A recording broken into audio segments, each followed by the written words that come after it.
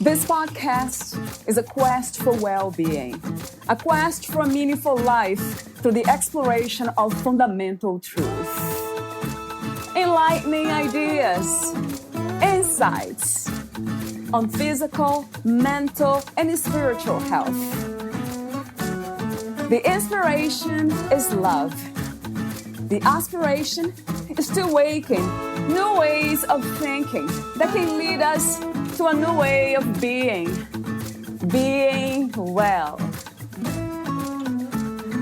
Welcome to Body, Mind, and Soul Healing Conversations.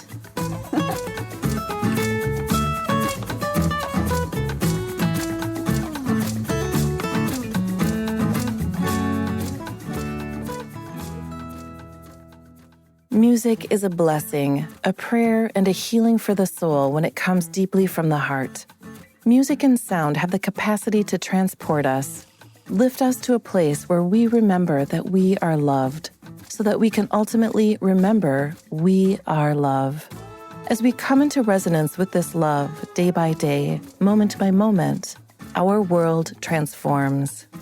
The crystal singing bowls have, in no small way, helped me discover this truth inside of myself, and I am eternally grateful that I get to share it with the world in so many beautiful ways. Ashana. Valeria interviews Ashana.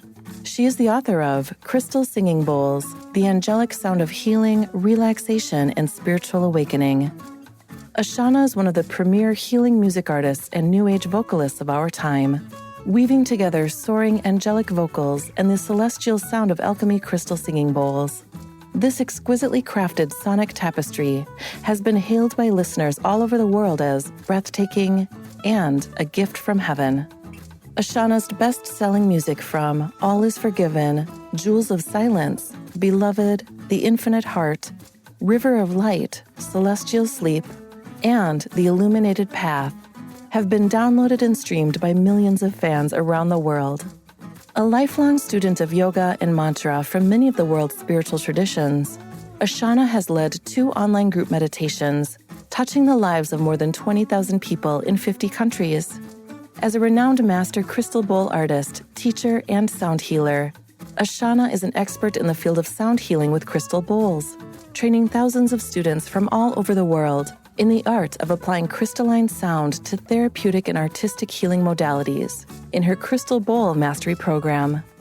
Ashana lives near Sedona, Arizona, with her husband, native Hawaiian healer, James Kawainui. Meet Ashana at soundofashana.com. Here's the interview with Ashana.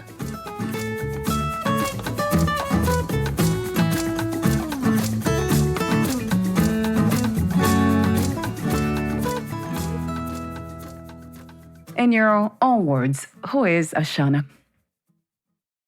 Ashana is a human being on a path of life. Ashana is spirit embodied in human form, having an incredible experience in this lifetime, making mistakes, going through challenges, experiencing joy, learning things, exploring things, and discovering more and more about her connection to source and spirit and soul, and how as that deepens and grows, how she can make a difference in the world and hold a space where others can remember that and feel that for themselves. I keep saying the word beautiful. It keeps coming back to me over and over again. Wow, what can I say? It's truly beautiful, everything that you said. The question that comes to mind is, how did you come to this understanding of yourself in life, Ashana? Did that ever change in a way, evolve, this idea of being a spirit, having a human experience, as has been said? Oh, yeah. I certainly didn't grow up with that. Although, when I think about it, I had a very transcendent dream when I was about 10 years old. And I remember in this dream, I will never forget this dream. It was one of those, when we look back and we have language for it, right? We can call it an initiatory dream. It was like, or better yet, would have been an awakening dream, a dream of remembrance. And that was a dream. What I was walking, on in a sea of green, and I was elevated. I was probably 6 to 10 feet off the ground, and everything around me was incredibly beautiful. It was vibrant and alive and full of life, flowers and grasses. And there was tremendous light everywhere. And there were these beings of light that I was following and I was part of. And then I woke up, and I must have been 12 actually. Now that I think about it, because I wrote a song about it, and when I was starting to write songs when I was that age, and I wrote a song about that, and I remember the first line, "Visions dancing in my head." And that was the very first line of that song. And I still have the copy of that song tucked away somewhere in my papers, because it was so precious to me. So, but that it didn't stay like that. I didn't remember that, recall that. I mean, it was like every human being, we go through these incredible challenges, and working with with the conditioned mind, that just, and all of our conditioning that says you're really like this, and you have to do this, and you have to live like this, and you have to think like this, and believe like this. And then there's the period of time, which is sometimes, for me, it was like decades of going into transcendence of that, shifting beyond that, having help on so many levels, real grace of mentors and teachers and experiences of learning, what it is to be a spiritual being, and not a religious, but a spiritual being. And that was huge, because I came from a very religious family. So it was like shifting from being a religious to a spiritual being. So Right. it Wow. took I don't think I've Yeah. ever stopped. I mean, I really think that it's just ongoing, this growing. Yes, but it feels that way. It really does. When it comes to the body mind, yeah, that's what my experience has been with my spiritual practices too. And would you say that that's the goal of healing, in a way, to come to this realization that we are spiritual beings? Well, it depends on what your definition of spiritual is.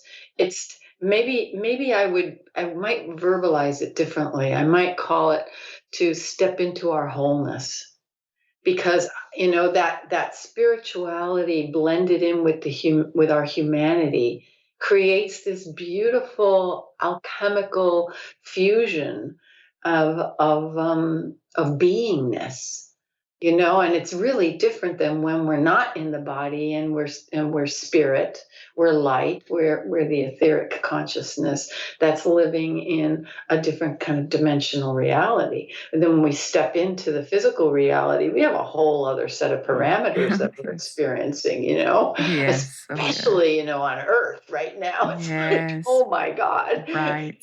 this is quite the place. Right. So, To do this kind of work, in a way. I have heard that before.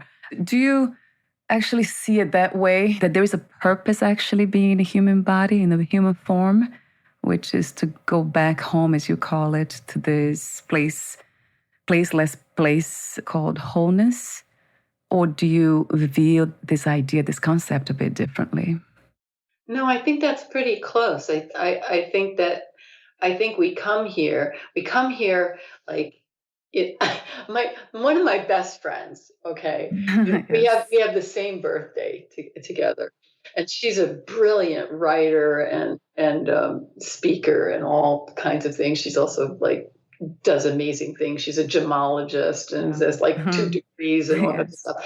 Anyway, we have this. Yeah. She has a story about us on, and she said that we're like twins on the etheric plane, and then when it came time to be birthed, she basically stood behind me and said, "Okay, we're going to go together. Okay, we're going to go together."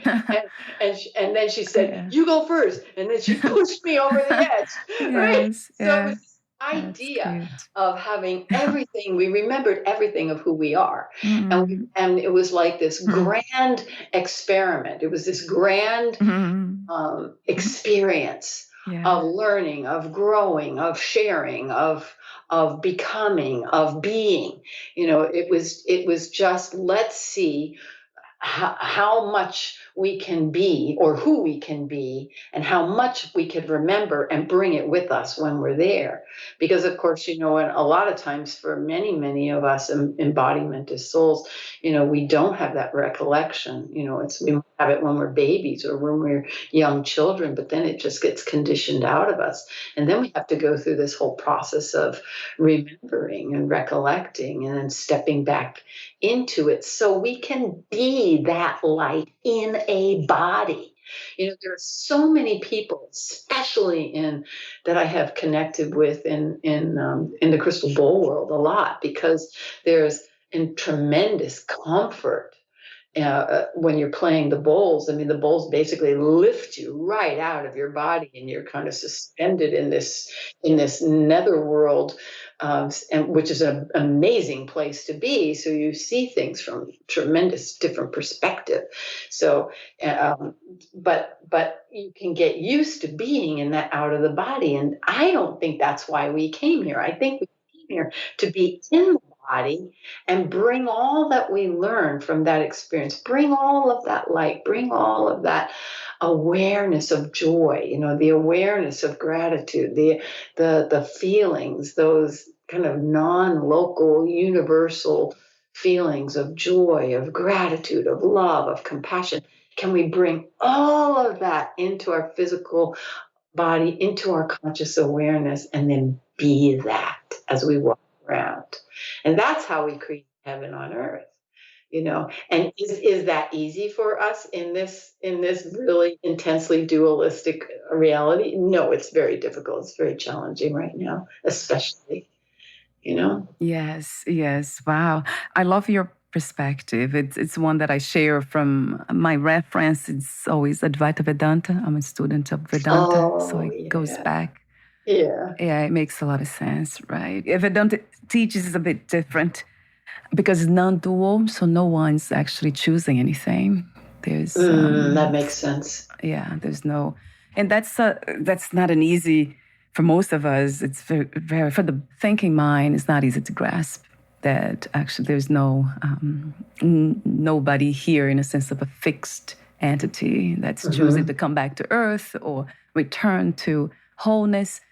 It feels now more than ever almost as the play of life. I love the way you said that wholeness, right? Because it goes back to one. It's not two realities, although it feels like, wow, so many. When you look at all the bodies and the different minds' way of thinking and perceiving this world, it's very different. But I keep myself grounded on that absolute reality without losing, because it happened before where I wanted to be actually only focused on that absolute reality and kind of not give up, but in a way to distance parts of the body mind from the experience. And that was not really helping me. Yeah. Yeah, it wouldn't. Yeah, I'm so happy for you that you came to that place, because it's very tough when you you cut off the physical form. That's just another dimension. So it's not a bad dimension because it's a physical form, and the emotions that we experience in this body mind reality are not bad. They're not, we don't have joy is good, fear is bad. I mean, it's like, can we love all of it? That's the biggie. That's the big Yes. learning. Can we Yes. love all of it? Can we stay in coherence with everything?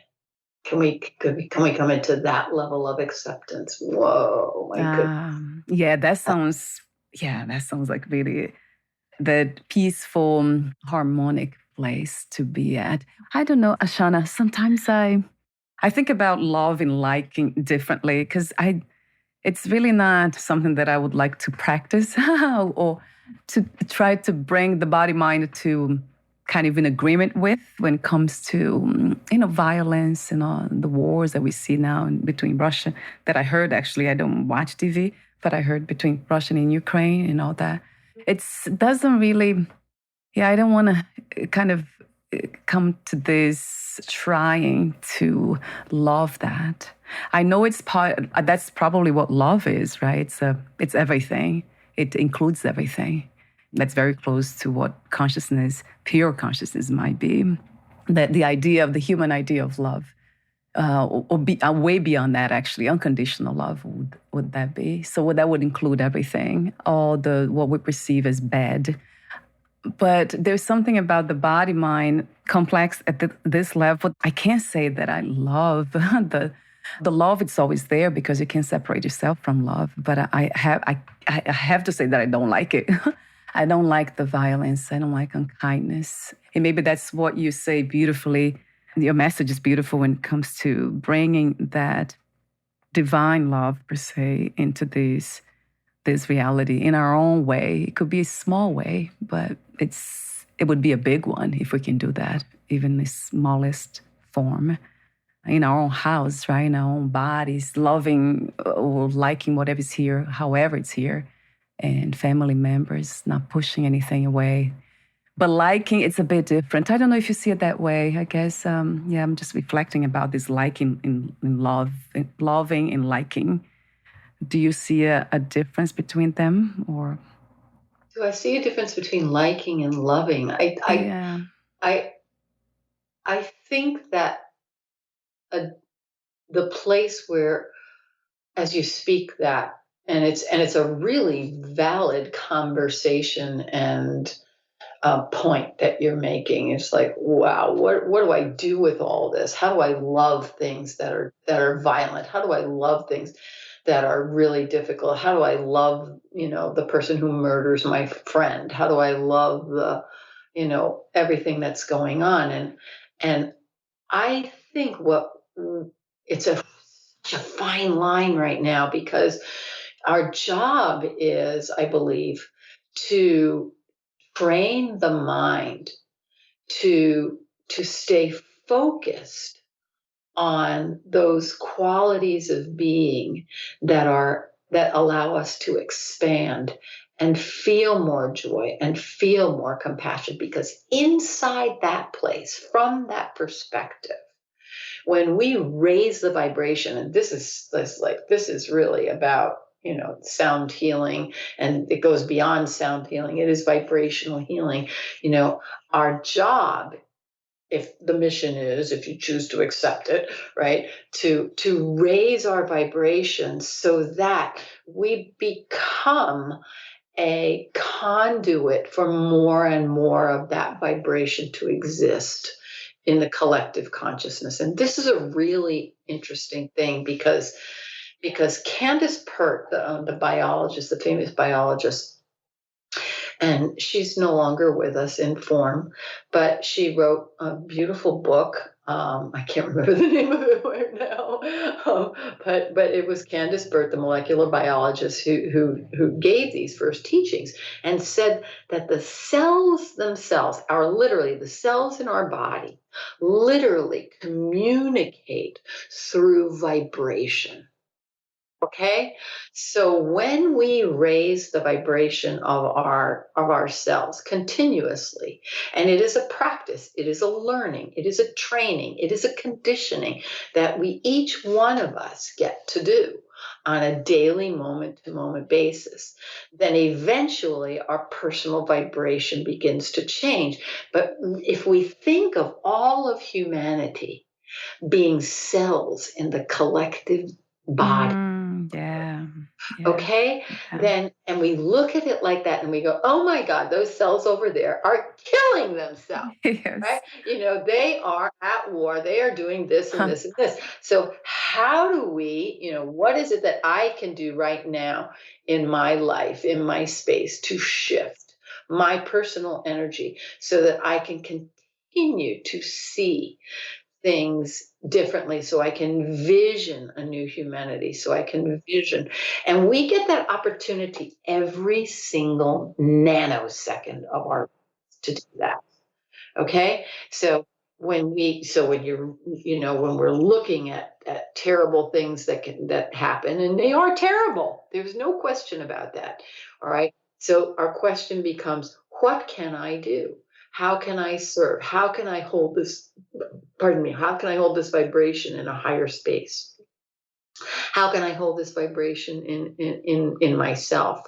I have a group of friends that ever since the war in Ukraine began, they have met continuously every single Friday, almost without fail, from 1 hour to 2 hours, and they pray. That's what they do. They hold this space. They pray, they meditate, they chant, they gather together, and they have done that literally every single Friday once a week since that has begun. Okay, they've done other things on the physical plane as well, making donations, helping people, but the whole focus was, can we continuously vision this in a new way?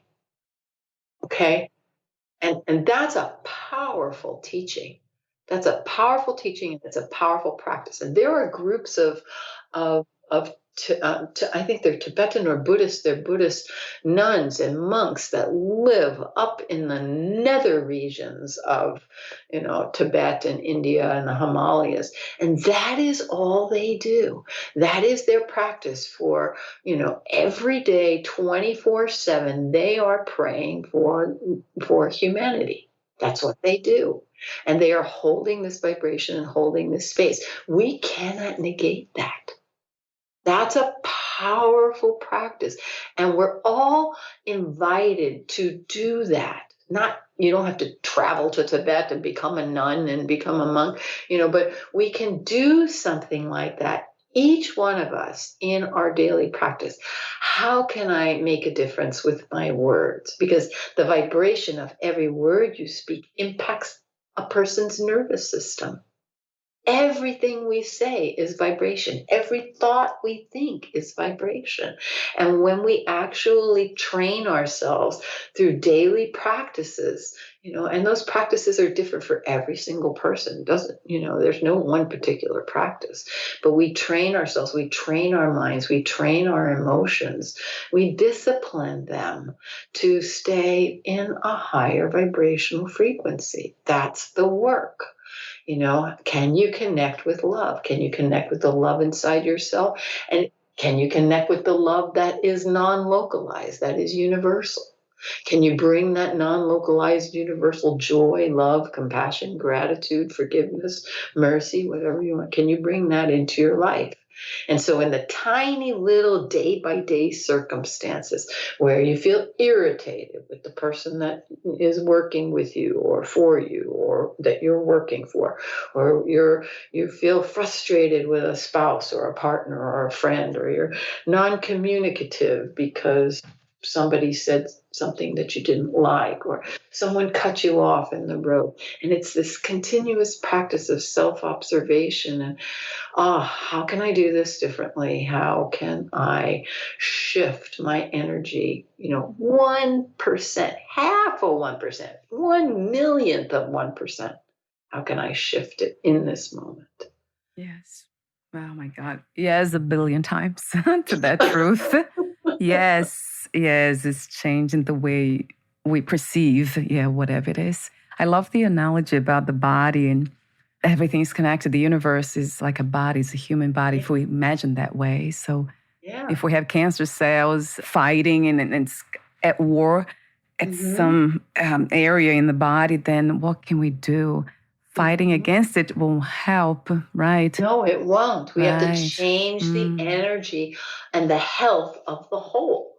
So, what do we do to change the energy and the health of the whole in that moment, And everybody's going to have a little different piece of the puzzle.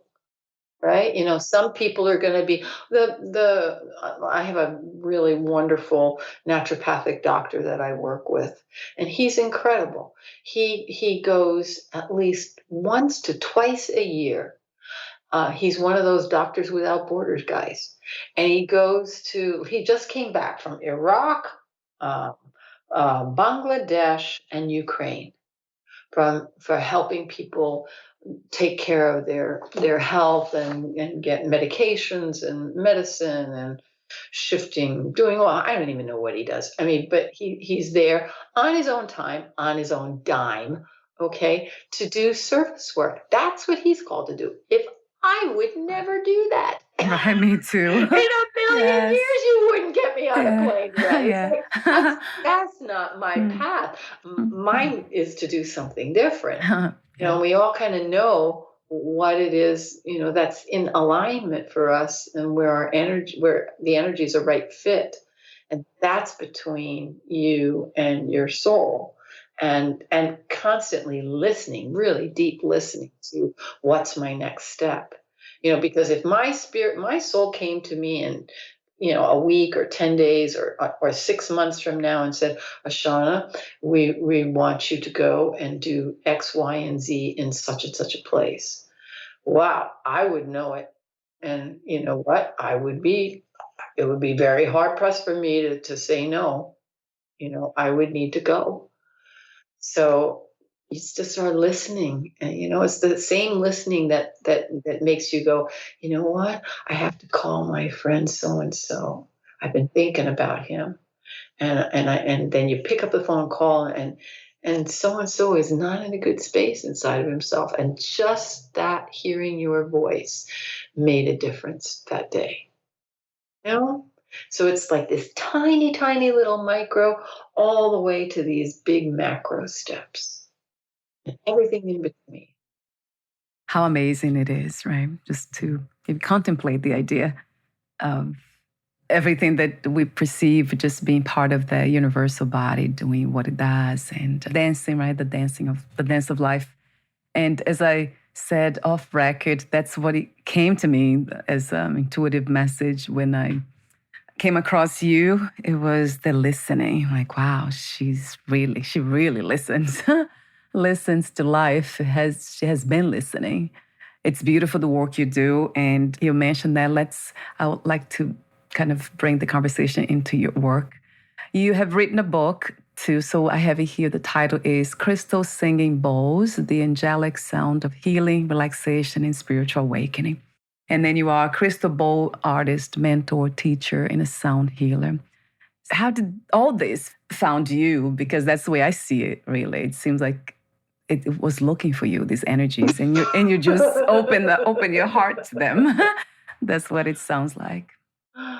Well, when you just were talking about how in Advaita, everything was already laid out for you, in some ways, this is kind of like one of those moments, where I got a phone call one day from a friend of mine, and she said, "Have you ever heard of crystal singing bowls?" And I said, "No." She goes, "These are right up your alley." And so literally that moment, I bought a crystal singing bowl, sight unseen. I didn't know, I trusted the voice came in, said, "Do this." And I mean the inner voice, and I just went and I bought a bowl, and it arrived 3 weeks later in this gigantic box in my house. And I took it out, I put it on the kitchen table, and I tapped the side of the bowl with the mallet that came in the box. And the moment I heard the sound, it was literally the moment that I heard that sound, I burst into tears. And I had this thought, and I've told this story many, many times, but I had this thought that light had come to live in my house. Yeah. And, like this being of light just basically landed on my kitchen table, and here it was, and announced itself and said, okay, here we go. And then the next thought that I had was, one day I'm going to put these into music. And I've been a musician for most of my life, and a professional musician for most of my life, and a singer and songwriter, and all kinds of things like that. And I had this knowingness. It was a deep, deep knowingness that I was going to record these bowls. I was going to put them into music, and that's what I needed to do. And it took about 5 years. I guess it was about 4 or 5 years by the time I got my first bowl to that happening. Like when that first bowl landed in my house, 3 weeks later I had 7. It was immediate. Everything in the universe conspired to put those 7 into my hands. And I worked with those 7 for a couple of years, and then around in 2003, I think that happened in 1999. So it was about 2001 or 2002. I was introduced to the alchemy bowls, and the alchemy bowls are much, much, much, much lighter, and they're infused and overlaid with precious gemstones, minerals, and metals. And so the first, again, it was the kind of thing where it was the same friend, actually, who called me up one day and said, do you know that there are rose quartz and amethyst bowls? And I was like, seriously?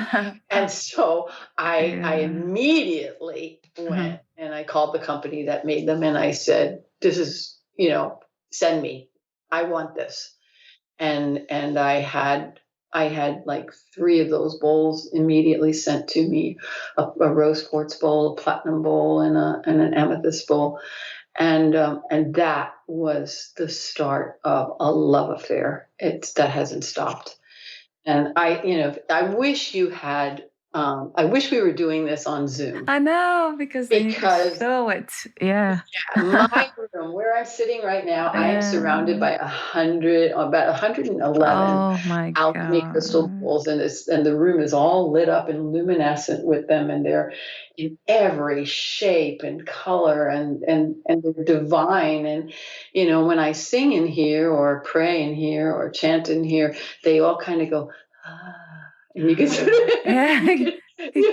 laugh in here. You can hear them all kind of like tinkling in the background. It's really beautiful.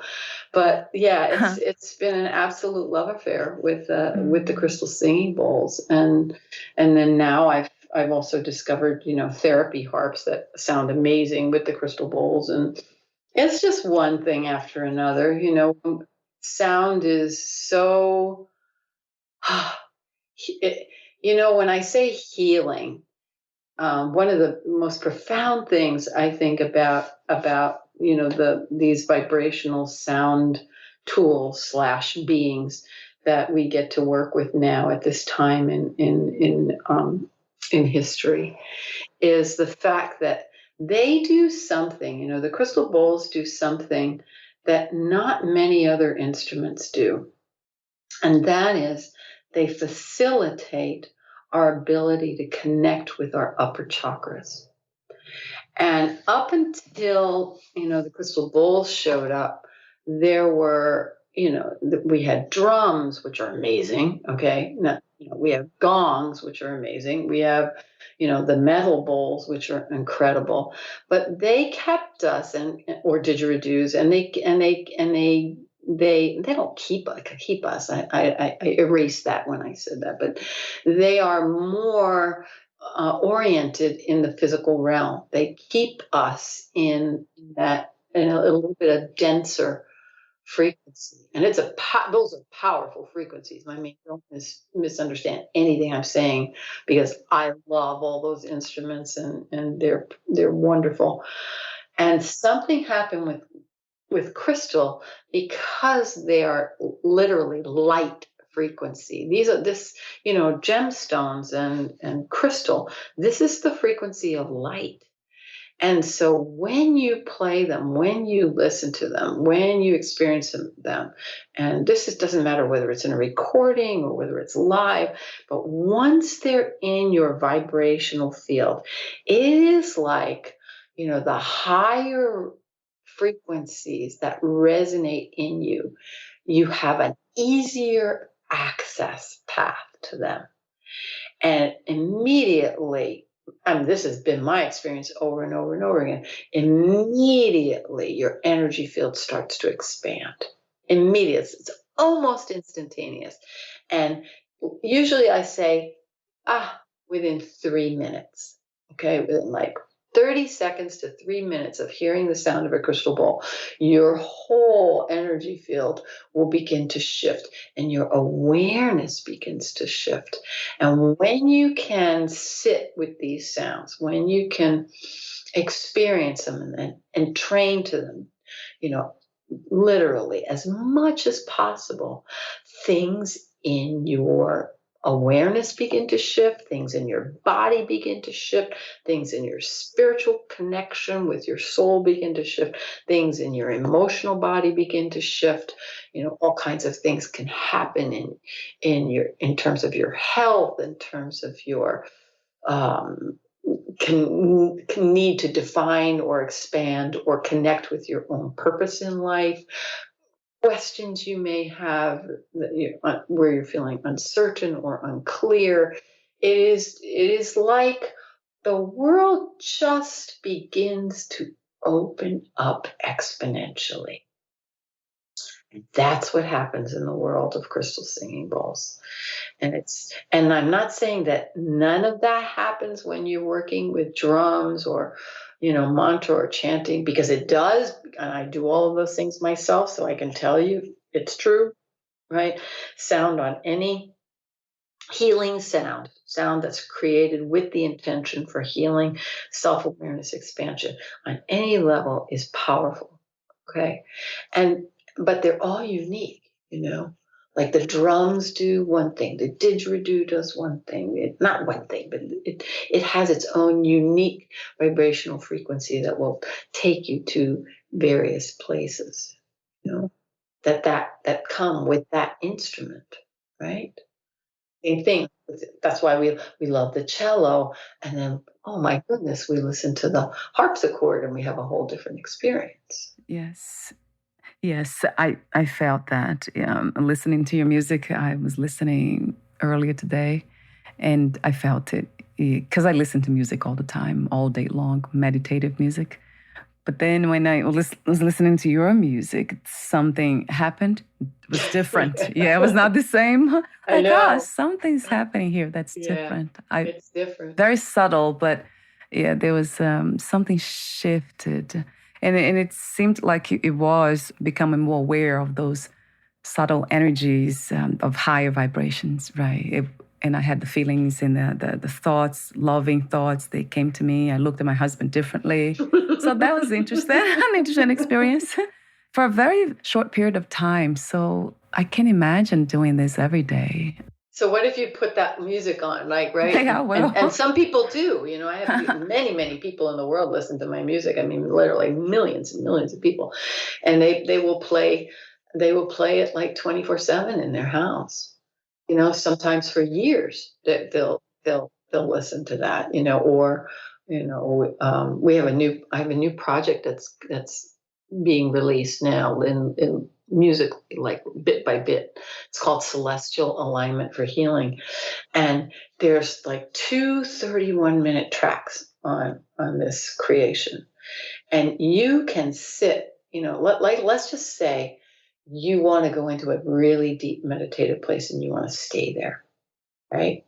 You put this music on and I'm telling you, it is just going to take you slam dunk right into that space.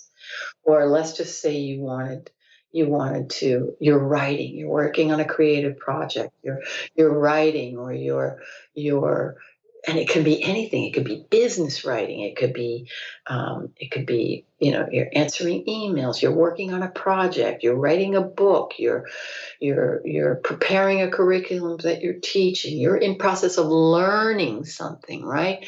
And you put this music on, and it creates this vibrational sound bed of frequency where you go into that optimal brain state for whatever it is that you're wanting to do.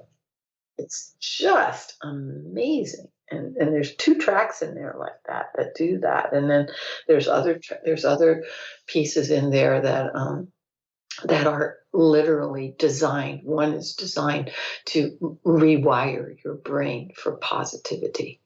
Like literally, I mean, that's what it does. It's very uplifting, very enlivening.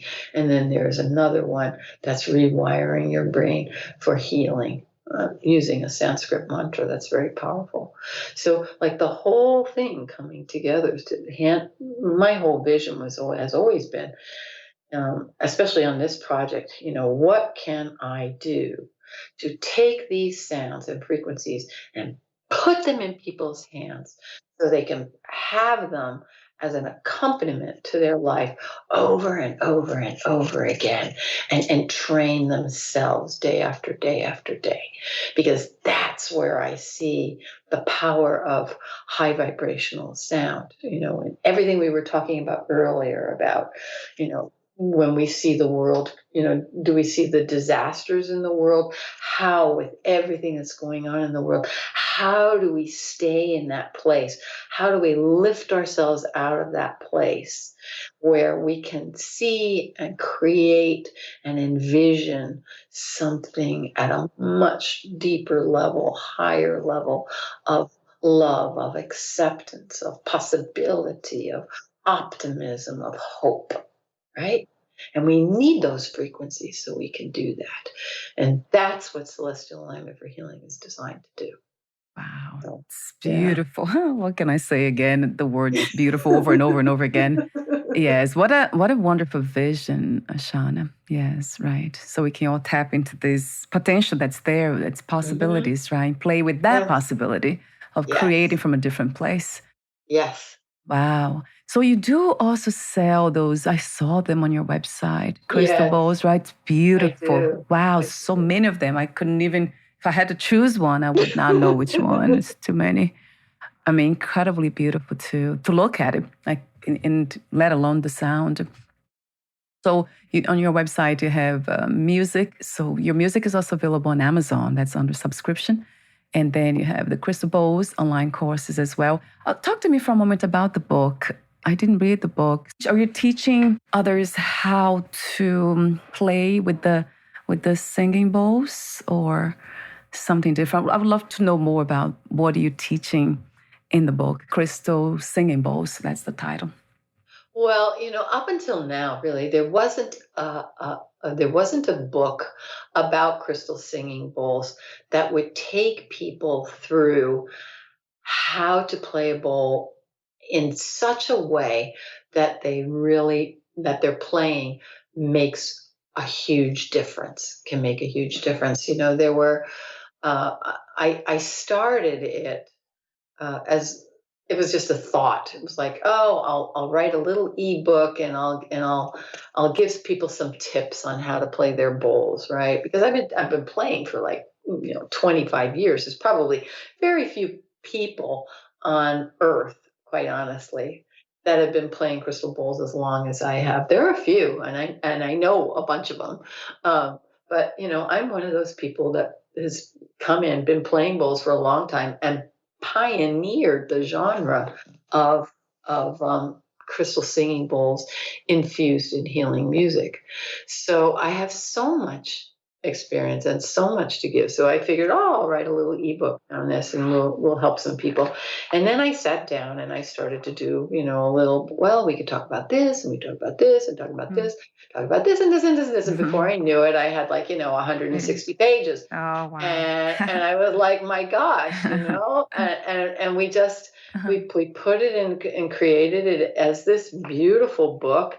And it is so much more than how to play a crystal singing bowl. Crystal singing bowls are simple instruments to play, but from another perspective, they're not necessarily easy. They are simple. The mechanics of them are very, very simple, but to really play a crystal bowl and have a deeper experience of that. I mean, you spoke to me, where you commented about, oh my goodness, you're listening. You're a deep listener. Well, yeah. I mean, as a musician for so many years, I learned how to listen, but also as a practitioner of mantra and chant and yoga and meditation. It was like taking that level deeper and deeper. And then when I found the bowls, it was like, oh, let's Mhm. just go way beyond all of that. And Yes. so this book talks about so many things. It talks about some of the myths in the crystal bowl world and sound healing world that, things that really drove me crazy that I just felt like I needed to set the record straight about. Yes. And Yeah. it talks about, sound healing and the chakras. It talks about, and profoundly so, it talks about intention. It talks about, different musical terminology and people understanding. So and it's interspersed in all of this are stories. Because I think, anytime you're reading a book like this, I know when I get like people's things that people have written about, anything. I go straight for the stories. Right. I'm Yeah. like, tell me how it's working for Yeah. you. Tell me what you Yeah. did. Don't tell me the theoretics of it. That drives me Mhm. Yes. so I want to learn Yeah. about you and connect Yes. with you. So I put lots of stories in this book about my own experiences because I wanted people to feel like a real life connection with these bowls. And here's the really amazingly wonderful, juicy thing is that we are just like days away, literally, from releasing the audio version of this book because so people and I am so stoked about this because in the audio version, now you can hear it all. Because we didn't just do an audiobook. I mean, I read Costa. all of this, right? We didn't do that. No, my Yeah. producer Thomas and I, we were like, Wow. this is gonna be amazing. So underneath, like underscoring all the charts and stuff is music and we have the sound of the bowls everywhere.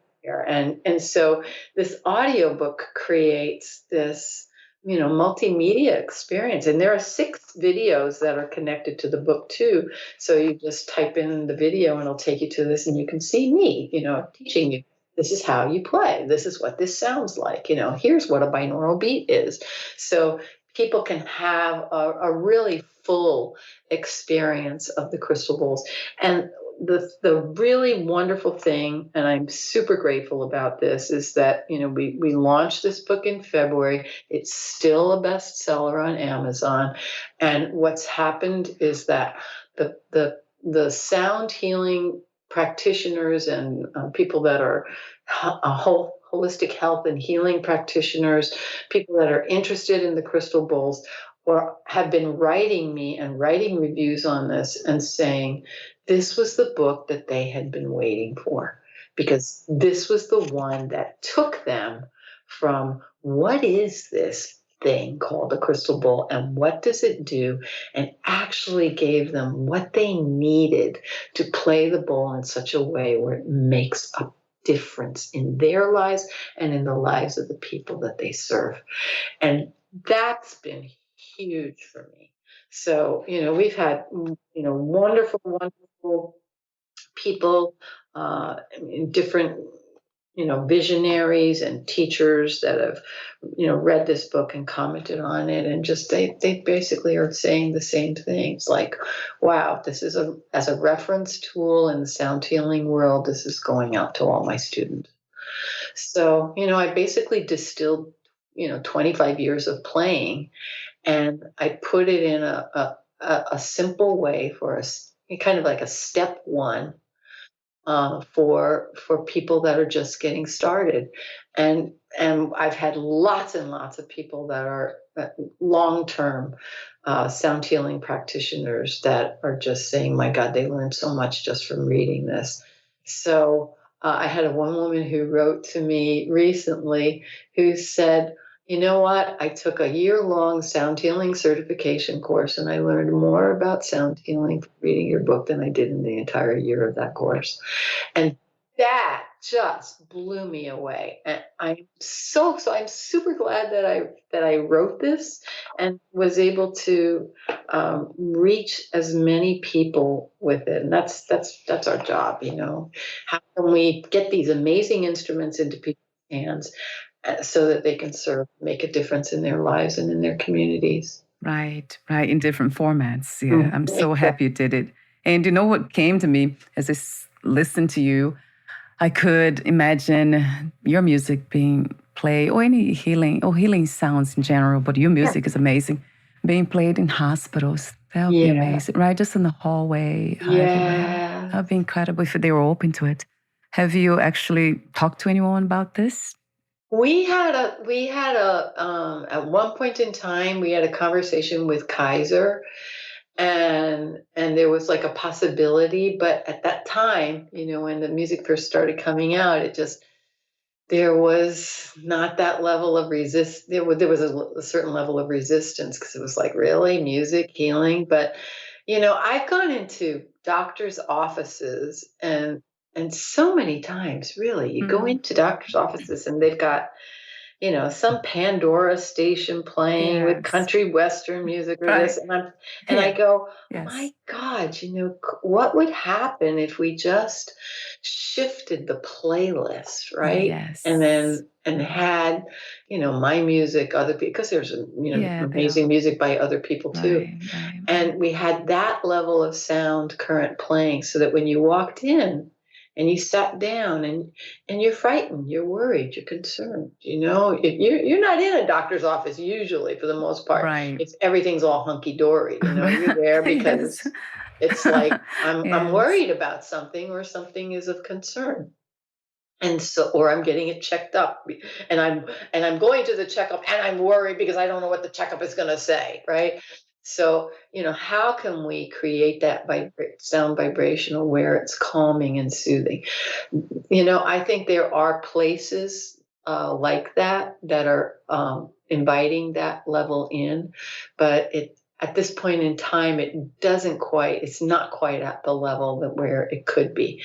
And I know for a fact that different hospitals are now, this is just pretty miraculous, different hospitals are now bringing in like Reiki practitioners during surgery, right? They're actually having them sit in there and, you know, do what they do, the amazingness that a Reiki healer can do, for the team, and then for the patient that's being operated on. So I think we're doing baby steps, but wow, we could go so much further. It'd be really amazing to see what happens. Right. Yes. So we are getting there little by little. Yeah. As you Little said. by little, Yeah. yeah. That's great. And I wanted to mention, we're almost at the end, and I wanted to mention as well that you have on your website, you offer live events, workshops, sound, Mhm. wisdom retreats. So that must be Yeah, amazing. And yeah. music licensing. So I want to mention that. That's everything is on your website, but I just wanted to say that here as well. Thank you, Valeria. Thank you, Ashana. What a beautiful work. I mean, everything about it, the word's beautiful. I can't change it. I can't find anything else. It's simply, truly beautiful. I mean, everything about you, it's beautiful. And then what concerned me for a moment was, it sounds so heavenly like, but how can we bring this to the earth? But that's what it does, right? You're bringing heaven to earth. That's what it Yeah. is. through the music, through the videos, I mean, really go and if you haven't already, go and check out the new YouTube video of the mantra for healing that I just released a couple of weeks ago. It's amazing.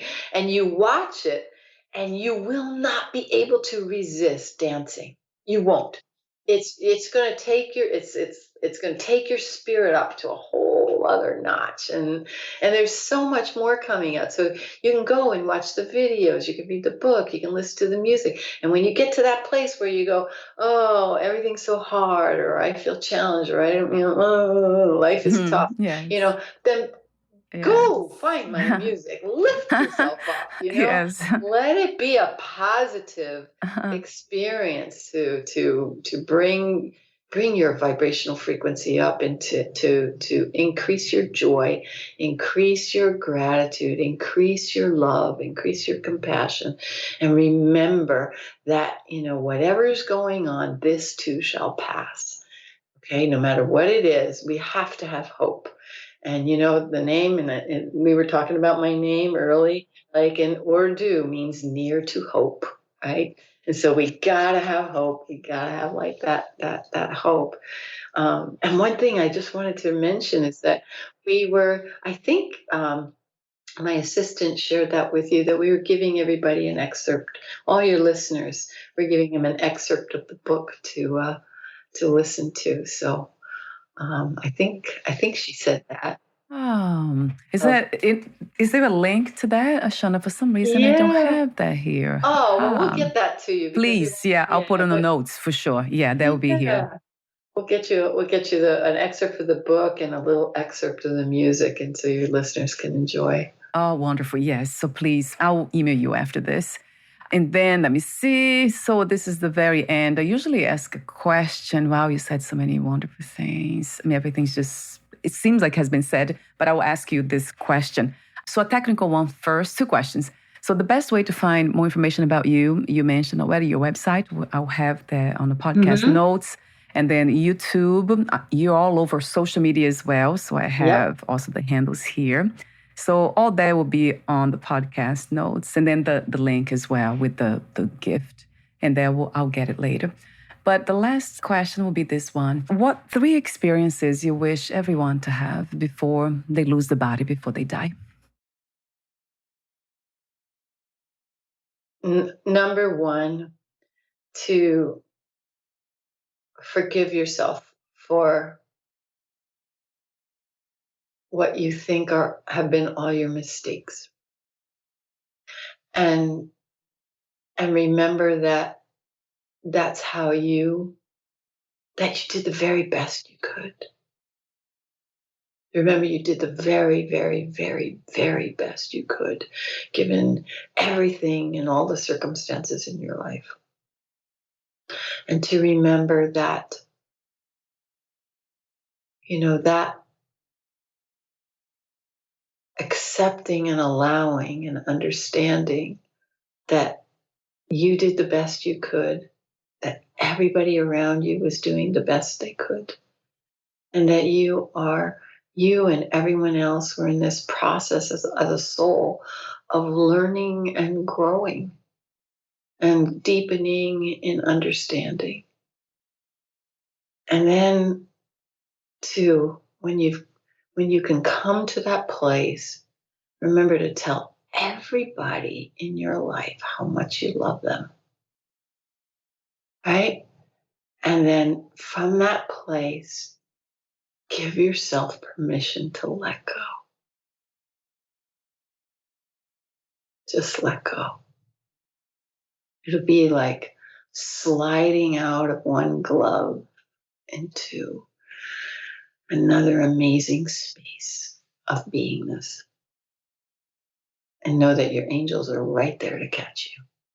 Thank you so much, Ashana, again, for your beautiful presence, for everything that you're doing in this reality, how open you are to life, how deep you have listened and are listening. So thank you so much for that, and everything in between, of course. Oh, thank you, Valeria. It's been just beautiful talking to you. Thank you. I feel the same way. So you have a wonderful, take good care of your beautiful self, and we'll talk soon. We'll be in touch again. All right. Bye-bye now.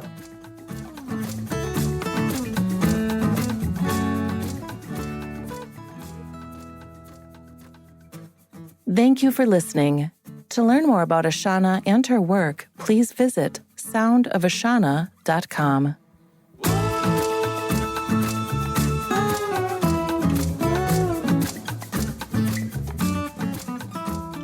To learn more about this podcast, please visit fitforjoy.org/podcast. Thank you again for listening, and bye for now.